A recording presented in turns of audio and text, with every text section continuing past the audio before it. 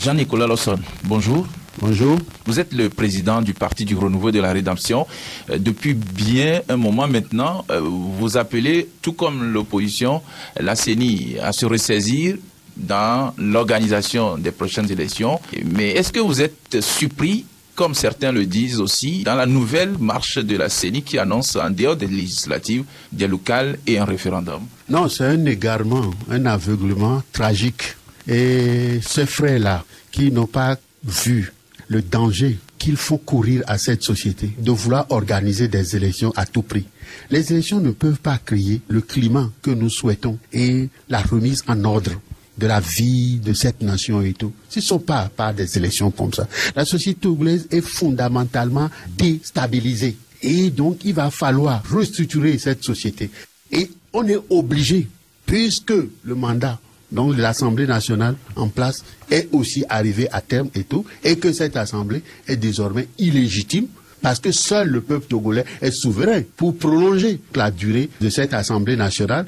La CEDEAO ne peut pas se substituer au peuple togolais. Donc il y a une situation qui n'est pas saine, et des individus ne peuvent pas se lever et prétester d'on ne sait quelle qualité ou quelle légitimité et tout pour décréter qu'il faut organiser des élections locales et tout ça et tout. C'est pour arriver à quoi? C'est-à-dire la gestion même de cette nation est gangrénée, criminelle et corrompue. Et c'est ça qui fait que les Togolais veulent manifester et veulent se soulever. Parce qu'il y a trop de misère. Donc la solution n'est pas une question d'organiser des élections législatives ou locales et tout ça. Il faut refaire un référendum, appeler le peuple souverain togolais à se prononcer sur une nouvelle constitution, et à partir de là, on peut repartir sur de nouvelles bases. Vous parlez là de quelle constitution?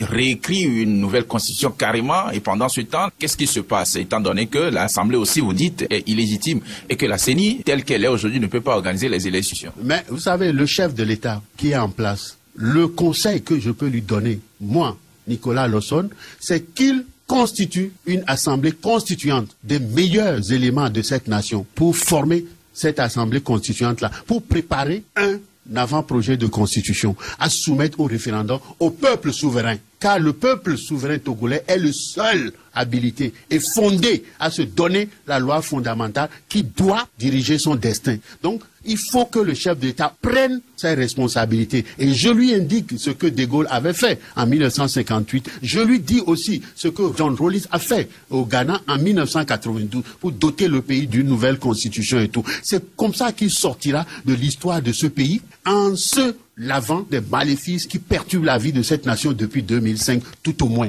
À partir de là, il met en place un nouveau gouvernement de salut public ou de transition, qu'importe, qui va l'assister dans ce qu'il doit faire et tout. C'est comme ça que nous construirons le Togo dans la paix, dans la concorde, et que ce pays accomplisse le rêve de nos dévanciers d'être l'ordre de l'humanité. C'est votre souhait, mais pour l'instant, on voit la CENI sans arrêt. La CENI a peut-être reçu l'ordre de consulter le peuple sur la proposition de loi qui avait déjà divisé les députés à l'Assemblée en septembre de l'année dernière. Et on tend donc vers cette élection.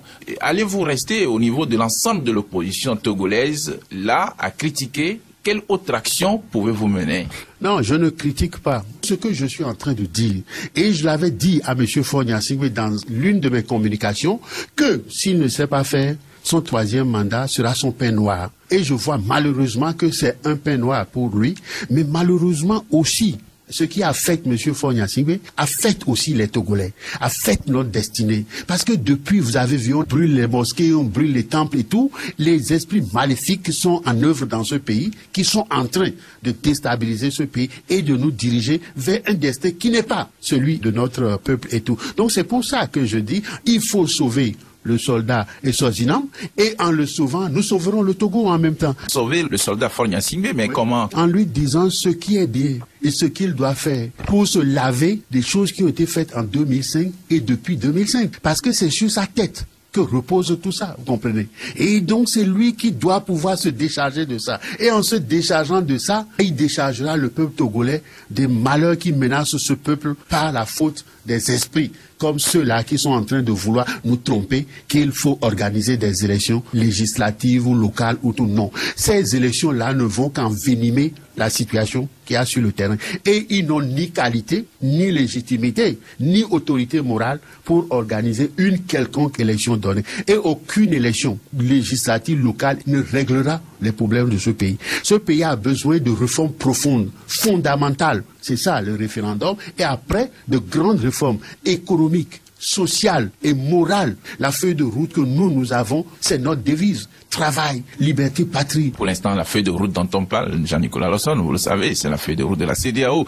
Et pour l'instant, la CEDEAO a permis de ramener un peu de calme dans la crise togolaise, mais l'avenir semble être sombre.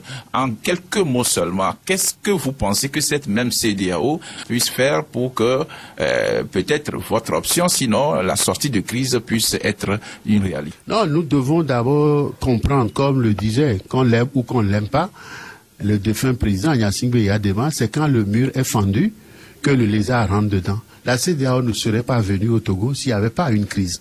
Et cette crise, c'est nous-mêmes qui l'avons créée, comprenez. Nous n'avons pas voulu nous entendre.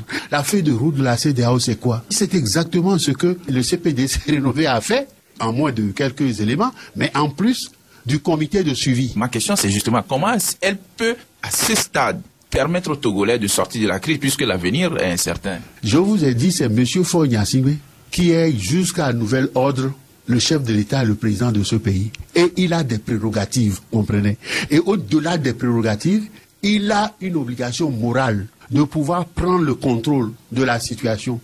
Et moi, je lui dis que le salut, son salut et le salut de notre pays, c'est de proposer un nouveau gouvernement de transition de salut public et de créer par la même occasion une assemblée constituante qui doit se substituer à l'Assemblée nationale en place aujourd'hui. Parce que cette assemblée-là, son mandat est arrivé à échéance, vous comprenez. Ça, c'est ce que vous attendez de Faure Gnassingbé. Oui. Mais que pensez-vous que la CEDEAO, là, qui nous aide à sortir de cette crise, puisqu'on attend encore l'arrivée des chefs d'État, puisse faire pour finir avec cette crise? Non, parce que vous croyez que notre destin doit être à la discrétion de la CEDEAO. Jamais. Vous venez de dire quand même que le mur est fendu, la CEDEAO est là, donc c'est la CEDEAO qui a pris les trucs en main. Raison, je dis, il y a au moins une personne aujourd'hui qui n'est pas encore complètement mis à l'écart, c'est M. Faure Gnassingbé. Et que lui peut dire, bon, ok, je veux doter mon pays d'une nouvelle république. Je veux maintenant avoir une assemblée nationale constituante et tout pour préparer cette aventure. La CEDEAO ne peut pas aller comme ça.